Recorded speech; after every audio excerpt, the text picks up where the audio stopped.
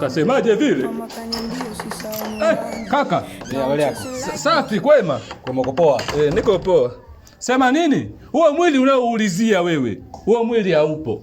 Itakuwa kuna watu wameuchukua wameenda kuzika. Sema humu ndani kuna mili ambayo haina ndugu. Labda nikupe huo mmoja ambao una ndugu ukazike, ndugu yangu, usiondoke bure. Bwana, mbona mimi sikuelewi? Kwani hapa hospitali au hapa monchwari? Mimi nakwambiaje? Namuuliza bwana Kitete. Na madeni naye bwana, naenda kaniite bwana Kitete. Una shida na Kitete? Mimi na shida na Kitete. Hao masuala fiu kuna mwili, kuna nini sele. Unajua ni nyumba ya mtu na hapa ndio anapoishi bwana Kitete. Au mimi naongopa? Uongopi. Sasa sema wewe ukusema hivyo. Ungesema toka mwanzo. Jinsi ulivyoniagiza mimi nikajua basi wewe unahitaji mwili ukazike na kuletea Kitete. Si Kitete? Bwana Kitete. Bwana. Bwana yako? Kitete. Nitaka nikudake. Nimestuka. Umestuka? Nimestuka. Bwana yako? Bwana yako? Amna ndugu yangu. Kitete. Bwana Kitete. Namleta? Namleta. Sasa huyu alichoniagiza nini tena? Nimekumbuka.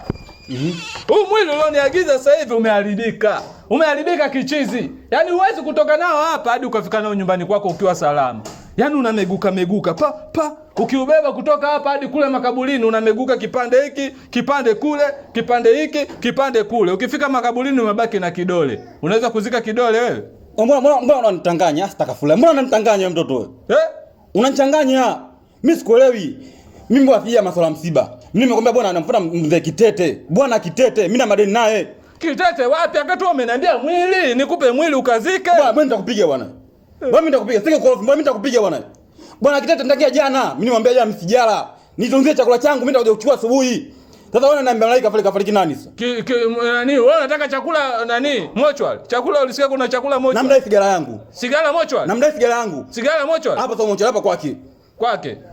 Wewe umetumwa, utakuwa akili zako hazitoshi. Utakuwa na utindio ubora.